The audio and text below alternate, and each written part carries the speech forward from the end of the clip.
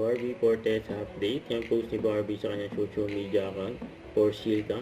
Yung laman ng bag niya, hairbrush, yung wallet, lip bag, and perfume, and my favorite, and Silka whitening lotion, skin energizer.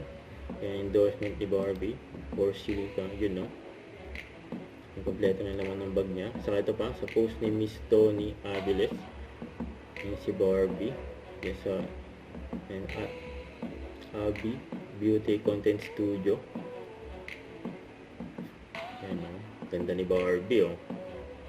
And OOTD ni Barbie for close-up event. Kasama niya ang kanyang team. Yun o.